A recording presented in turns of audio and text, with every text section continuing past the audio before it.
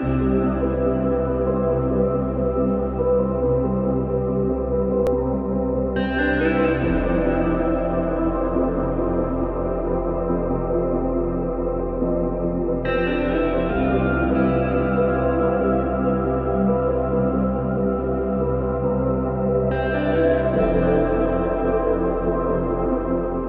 European Peace Project, Manifesto for Peace, the 9th of May 2026. Warmest greetings from Ireland to all our friends all across Europe who are reading this Manifesto for Peace today, individually and in groups, in your homes, towns and villages. We are with you all in the spirit of friendship, justice and peace. One message and one voice in many languages. Today, the 9th of May 2026, more than 80 years after the end of the Second World War in Europe, a war that claimed the lives of 60 million people, including 27 million Soviet citizens, we, the people of Europe, raise our voices once again. We note with concern that since our last declaration, most European governments and the European Union itself has still refused to pursue diplomacy with Russia in order to establish at last friendly cooperation relationships and to bring about an end to the US-NATO proxy war in Ukraine.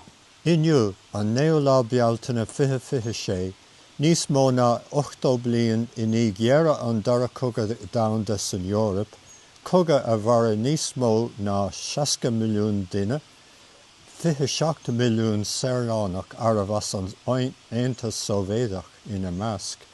Muidne, Seránig na Eorpa, ar díomid ar glórtha a ríis.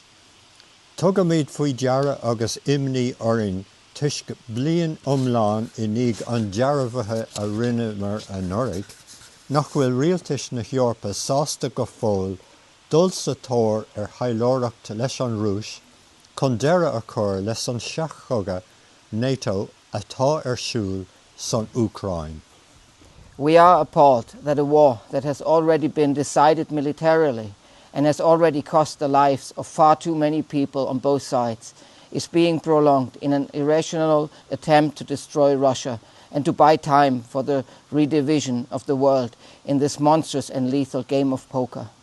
We mourn the growing number of dead, soldiers and civilians, in a senseless war in Ukraine, a war that is tearing Europe apart, and once again we call out in full voice, Europe must stand for war, never again. Tá uafás an dain oring, gur sucríonn an coga cuimhlintí ar bhealach mílatá, agus gfuil costa saoil na lína ró ard ar gáthíomh, na lína tosig, fadítar an coga agus spruc nabhréasúnta ar seo, gur scris airgeadis a haringt ar an Rúis, nu chun sína ama a áil go dlithe ratha atá ann, chun atheilt an dain a bhainteach. Cuoiníimiid mar gheall ar an méid úchanna saidóirí atá ann san Ucrán, coga gan cíl, coga gan trócra, coga atá ag répa na Eorpa agus a céile agus dhearmíimiid go cá go háird, ní mór go seasach an Eorop an fód, ná tarlaí cogig chuige a ríis.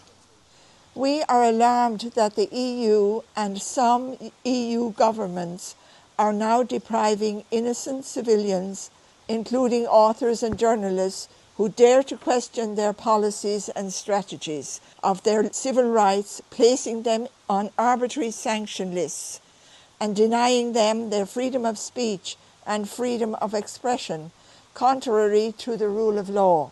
We wonder at our governments, parliaments, and more recently our courts, officially attributing the bombing of the Nord Stream pipeline to Ukrainian perpetrators, contrary to the widespread belief that agents of the United States were the masterminds behind that terrorist attack. We are frustrated and angry that the entire EU bureaucracy, in conjunction with the EU member states, has so far failed to come up with a united, viable, peaceful and forward-looking European response to the new US military strategy? Tomatration scéal do chreide eáil san Aontas Eorpach, Aontas a míoch bróidear forlorvas an dlí a bheith mar chríoga, go bhfuil macnamh dainteige nó ag lucht an Aontas Eorpach réadmhaoin rúiseach atá san orpa chuigistú is sóú ar an dlí idirnáisiúnta. Tá scanar uring go bhfuil an Aontas Eorpach agus roinnt rialtas do chuid an Aontas Eorpach ag chur srianta ar chearta sibhialta na Saránach sinanta. Chomá le cearta, údar agus iiriseoirí a cheistíonn polasa agus stratéisian Aontas. Cuirtar iad ar listí smachtbhaní tralacha agus a chuí sin déintear damáiste de urlabhas an dlí agus saoirse cainte i mealach uafásach. Is ina ling go gurn ar rialtas parlamentí agus le déine ar gúirtena búmáil an fiblína Nord Stream le déintóirí cionnta Ucránacha in anún fínise. Tis nach raibh aon duine i rialtas na Garmán anú rialtas eile an orb golóir chróga na stáisiúnta anamnú mar príomhúidir an ionta seo.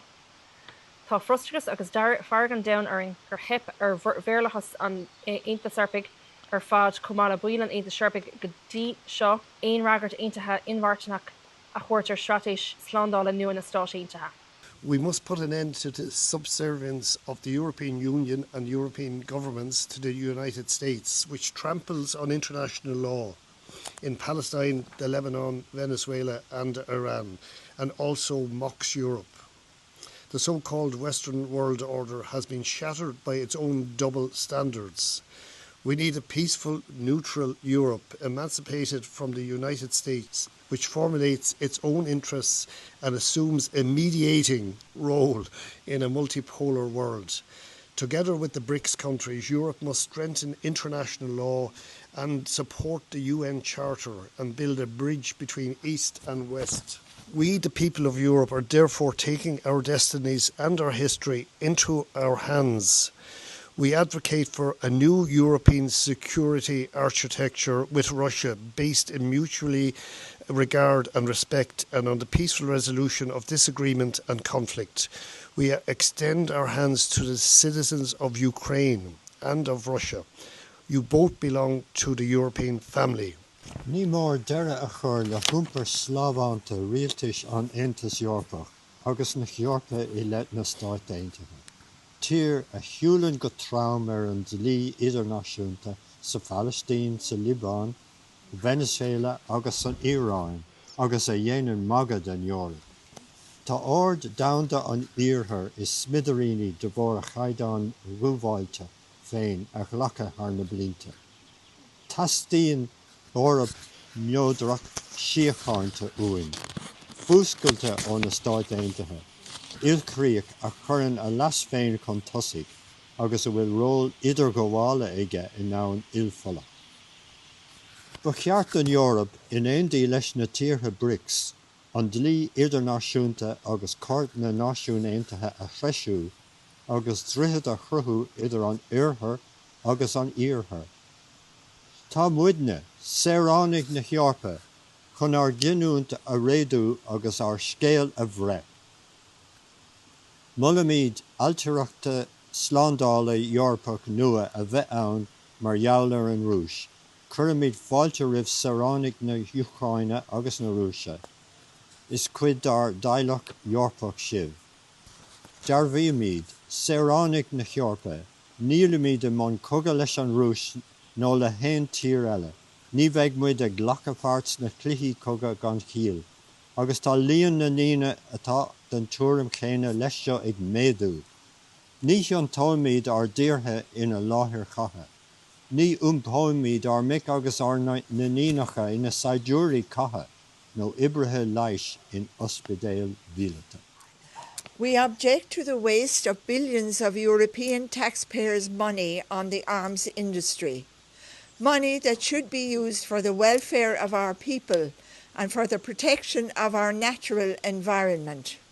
And as Ireland prepares to take up the presidency of the Council of the European Union, we here in Ireland call for the abolition of the so-called European Peace Facility and an immediate investigation into its use as a means of dual funding from European taxpayers' money, weapons of war and militarization, with a full public report of its findings. And we call on the European Commission to establish instead a real peace agency, which will be a treaty-based, professional, non-military, peace-building and mediation institution, modelled on the successful architecture of the European Space Agency. Its mission will be to prevent, resolve and transform conflicts across Europe and neighbouring regions through expert mediation, research and rapid response diplomacy. The new European Peace Agency will work with and under the auspices of the United Nations. It will only engage in peacekeeping mandated by the United Nations and will always work within international law. We, the people of Europe, hereby declare we are not at war, neither with Russia nor with anyone else. We will not participate in the increasingly absurd war games, and our numbers are growing every day. We will not turn our children into soldiers to kill and to die on the battlefield. We will not stand by and watch our future and that of our children being sacrificed on the altar of power politics and our beautiful Europe destroying itself. Ní cheas míid siar agus ar dócaí ar báistí a bheith á íbert ar altóir na polítíochta. Is mór an trúa go bhfuil ar Nórap áling á scrise féin. Wir, die Bürger Europas, erklären hiermit, wir sind nicht im Krieg, weder mit Russland noch mit irgendjemandem sonst. Wir machen bei den zunehmend absurden Kriegsspielen nicht mit. Und wir werden jeden Tag mehr. Wir machen aus unseren Männern und Söhnen keine Soldaten, aus unseren Töchtern keine Schwestern im Lazarett und aus unseren Ländern keine Schlachtfelder. Wir werden nicht zusehen, wie unsere Zukunft und die unserer Kinder auf dem Altar der Machtpolitik geopfert werden und das schöne Europa sich selbst stranguliert. Mein Los war der Tod unter irischem Himmel und ein Bett in Irlands guter Erde.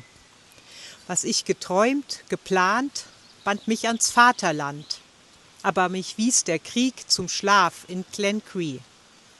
Leid war und Schmerz, was ich verlor und gewann. Wenn du vorübergehst, sprich ein Gebet, dass Verlust sich in Segen verwandle. It was for me to die under an Irish sky, there finding birth in good Irish earth.